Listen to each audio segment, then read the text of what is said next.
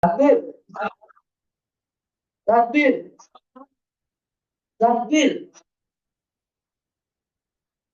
Baik, bismillahirrahmanirrahim. Assalamualaikum warahmatullahi wabarakatuh.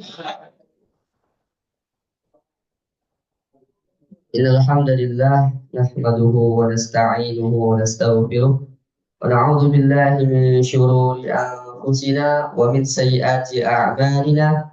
Man yahdihillahu fala mudilla lahu wa man yudlilhu fala hadiya lahu. Asyhadu an la ilaha illallah wahdahu la syarika lahu وأشهد أن محمدا عبده ورسوله لا نبي ولا رسول بعده الذي بلغ الرسالة وعد الأمانة ونصح الأمة وتركها على محجة البيضاء ليلها كنهارها لا يزيل عنها إلا حالك. اللهم صل على محمد وعلى آل محمد. قال رب اشرح لي صدري ويسر لي أمري واحلل عقدة من لساني يفقهوا قولي. وقال رب أنزلنا منزلا مباركا وأنت خير المنزلين لا إله إلا أنت سبحانك إنا كنا من الظالمين. Alhamdulillah, ibu dan bapak kakak, teman-teman para santri yang dirahmati Allah Subhanahu wa Ta'ala. Yang pertama-tama, yang paling utama dan yang harus kita utamakan, mari kita sama-sama panjatkan puja dan puji syukur kita kehadirat Allah Subhanahu wa Ta'ala, karena sampai detik ini Allah masih memberikan kita kesempatan untuk hidup. Itu artinya Allah masih memberikan kita kesempatan untuk bisa memperbaiki diri lebih baik lagi. Kita tahu bahwasanya orang yang lebih baik daripada hari kemarin ialah orang yang beruntung. Orang yang sama saja dengan hari kemarin ialah orang yang rugi. Dan orang yang lebih buruk daripada hari kemarin adalah orang yang celaka. Mau golongan yang mana kita? Mau orang yang beruntung, rugi, atau celaka? Semoga kita semua termasuk orang-orang yang beruntung di hadapan Allah Subhanahu wa Ta'ala. Bersyukur kita pada pagi hari ini Allah masih memberikan kita nikmat untuk bernafas secara gratis, masih diberikan nikmat bisa berjalan kaki dari rumah, ya bunda-bunda menuju ke masjid. Teman-teman para santri bisa berjalan kaki dari asrama menuju ke masjid. Itu sebuah hal yang harus kita syukuri.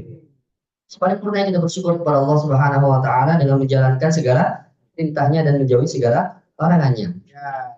Ya, bersyukur kita kepada Allah dengan bersyukur, ya, wa in ta'uddu ni'matallahi la tuhsuha. Ya, tidak dapat kita menghitung nikmat yang Allah berikan kepada kita. Jika diibaratkan nanti pohon sebagai pena dan lautan di dunia ini sebagai tintanya, maka tidak akan sanggup untuk menghitung nikmat yang Allah berikan kepada kita. Maka sudah sepatutnya kita mengucapkan Alhamdulillahirabbil alamin. Salawat serta salam kita hadiahkan kepada Nabi kita, kekasihnya Allah, Nabi Muhammad Sallallahu Alaihi Wasallam. Banyak kita membaca solawat, mendawamkan solawat agar kemudian kelak kita diakui sebagai umatnya dan di hari akhir nanti kita mendapat syafaat beliau. Amin, amin ya robbal alamin. Baik ayah bunda abang kakak, teman-teman para santri yang dirahmati Allah Subhanahu wa Ta'ala, pada kesempatan pagi hari ini, ya, kajian subuh bahagia. Coba dites dulu semangat. Kajian subuh bahagia. Sekali lagi. Kajian subuh bahagia.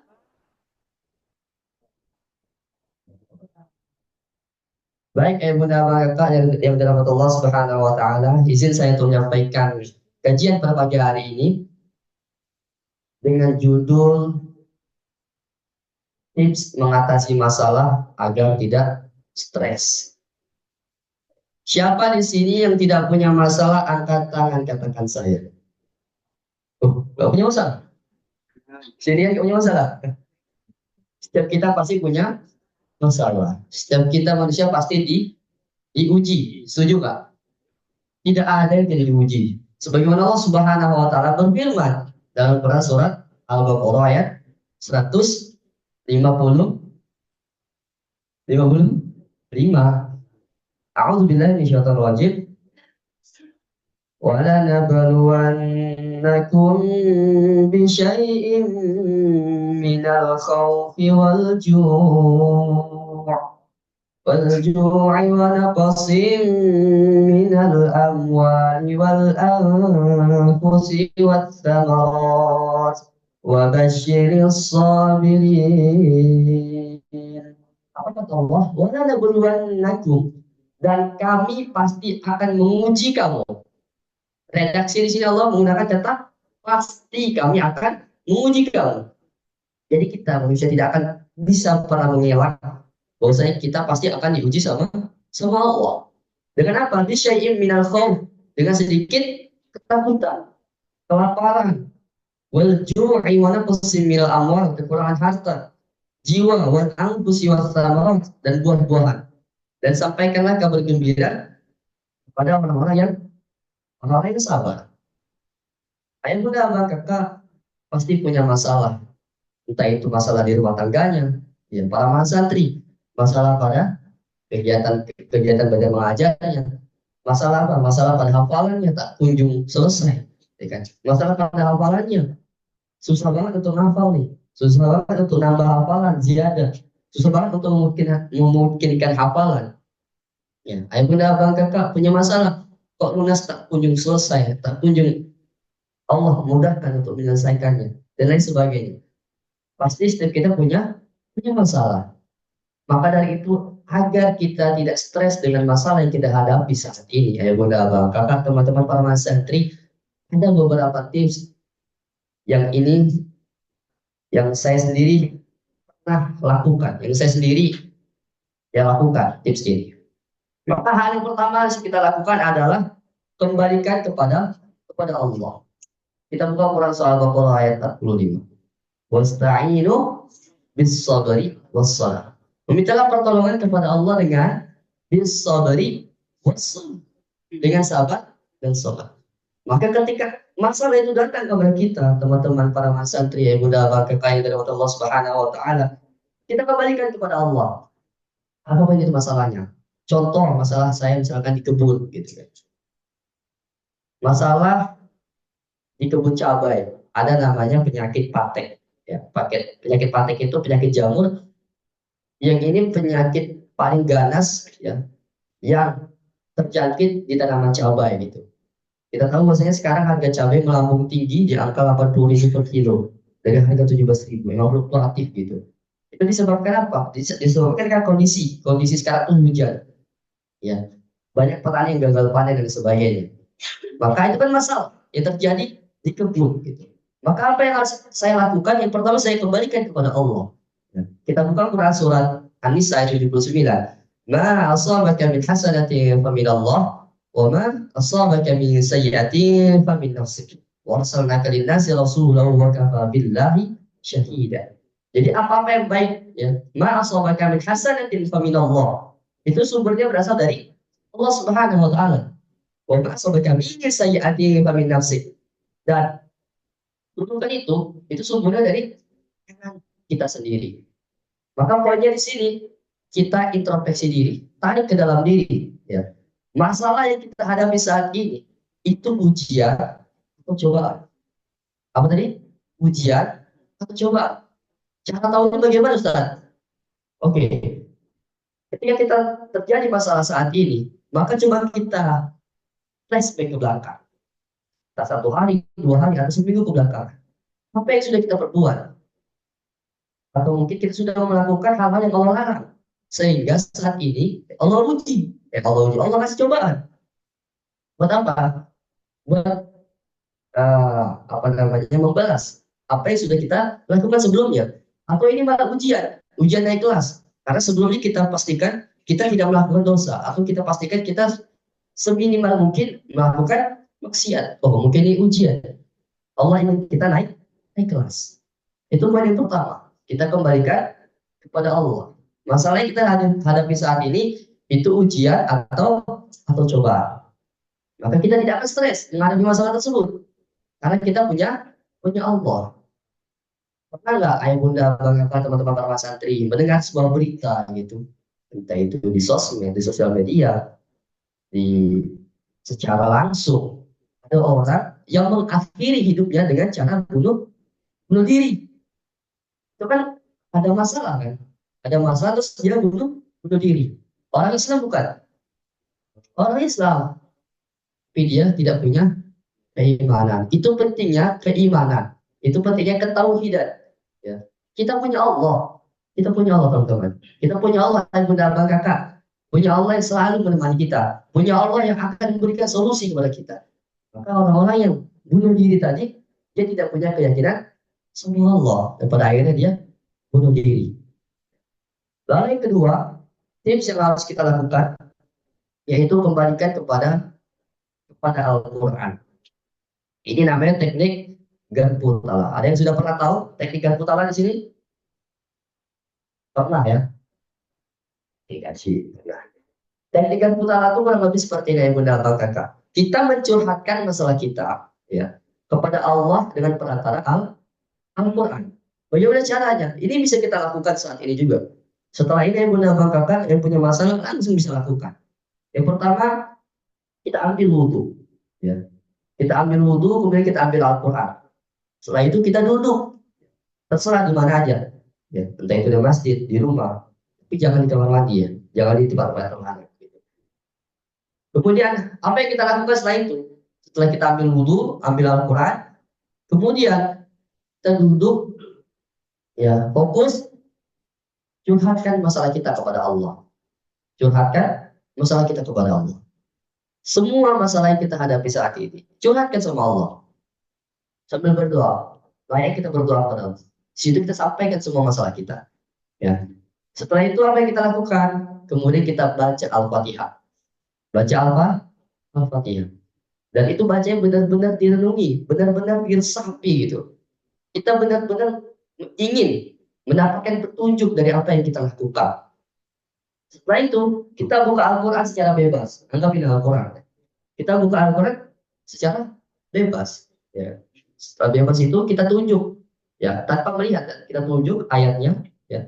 Kemudian kita lihat ayat tersebut, ya, artinya apa.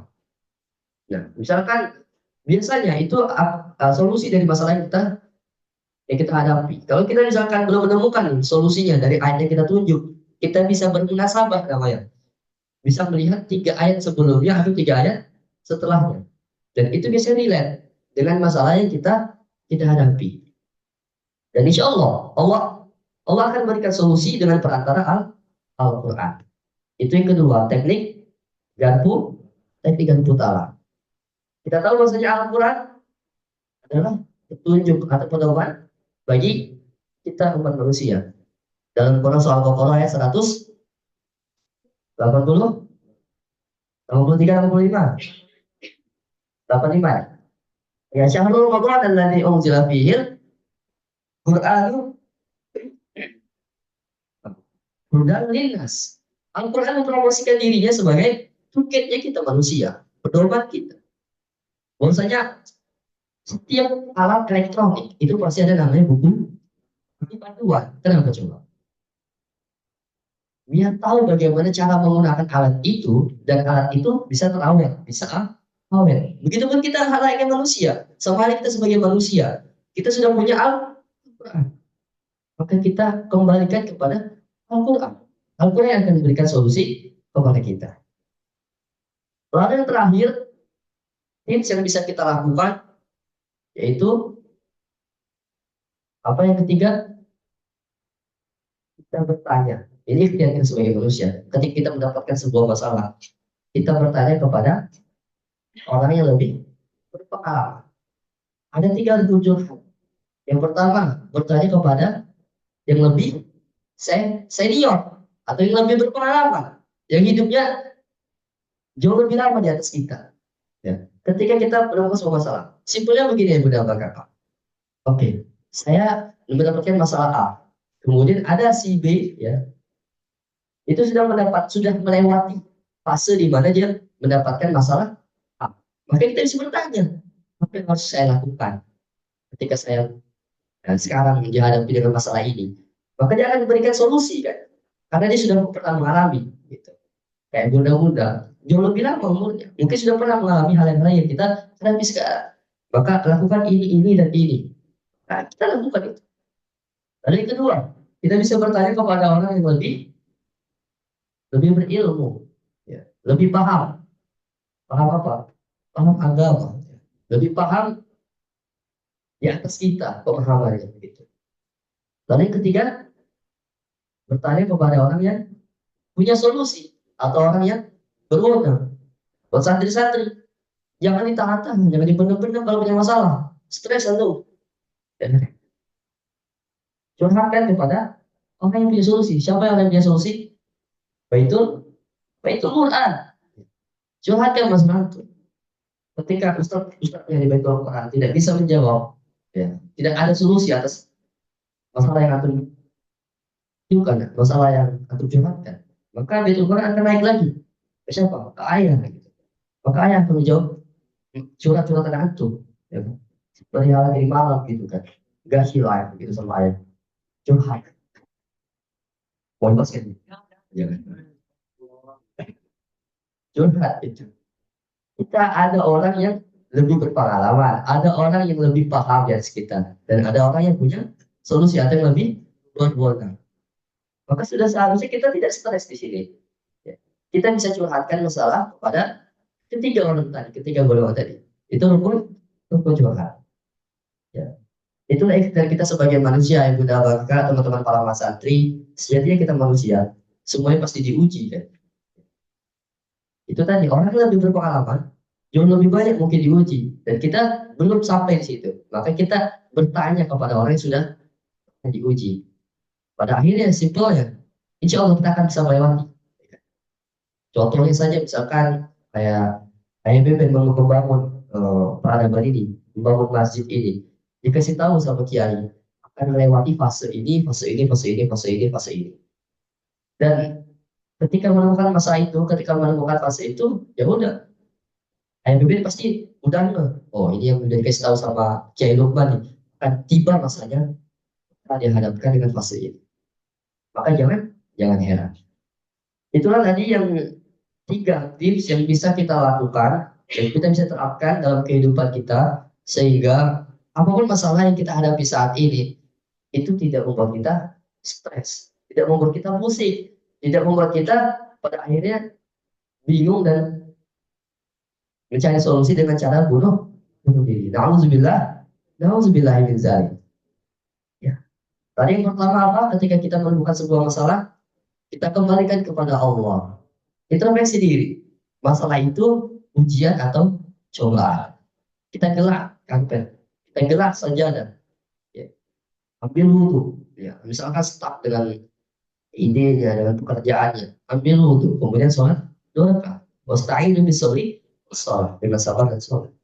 Lalu yang kedua, kita kembalikan kepada Al-Quran dengan teknik yang utama.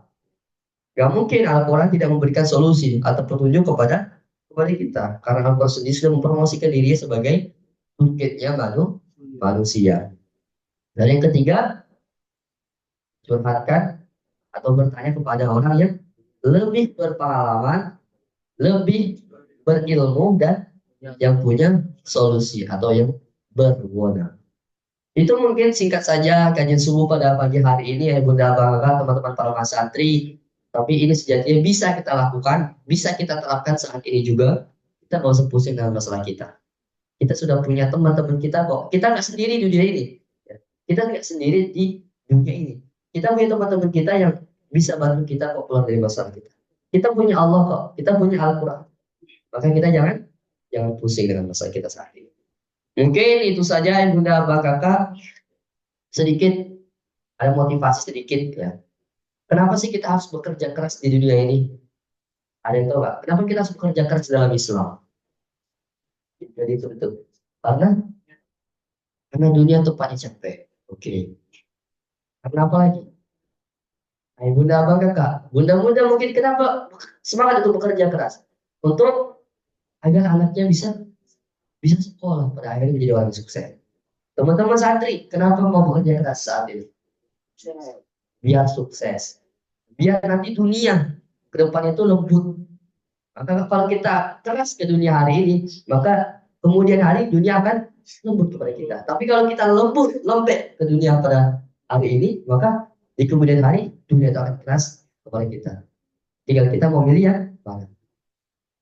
Ada quotes di sini bagus banget hadisnya dalam buku Rahasia Bisnis Rasulullah untuk selalu untung. Bahwasanya di situ dikatakan dalam hadis ya, barang siapa yang merasakan kelelahan dari upaya keterampilan kedua tangannya pada siang hari dan katanya bekerja dari pagi sampai malam, maka dari itu ya, malam itu Allah ampuni segala dosanya. Hadis riwayat Ahmad. Jadi ini motivasi nih buat bunda-bunda yang capek mungkin kerja di sawah, kerja dimanapun ya. Allah ampuni dosa-dosa kita pada malam itu. Masya, Masya Allah. Kalau kita buka Al-Quran, Quran surat Al-Hasyr, Furqan, Furqan, ya, bukan Furqan. Quran surat Furqan 30, potongan ayat yang Allah akan yubadilullahu sayyatim. Sejatinya, perbuatan-perbuatan yang baik itu akan bisa menghapuskan kesalahan-kesalahan. Itu memang relate banget dengan firman Allah Subhanahu wa Ta'ala. Itu saja mungkin yang bisa dapat saya sampaikan pada pagi hari ini ya Bunda, Abang, Kakak, teman-teman para masati yang dirahmati Allah Subhanahu wa Ta'ala. Apabila ada hikmah dapat dapat masukan, dapat insight, itu sumbernya datang dari Allah Subhanahu wa Ta'ala. Apabila ada kesalahan itu pure dari diri saya pribadi. Segumurnya ikan pasti ada gulanya. Sekurus-kurus ikan pasti ada dagingnya. Ambil yang baik, buang yang buruk. Sekian terima kasih dari Wahyu. Mohon ampun kepada Allah, mohon maaf kepada yang benar semua. Wassalamualaikum warahmatullahi wabarakatuh.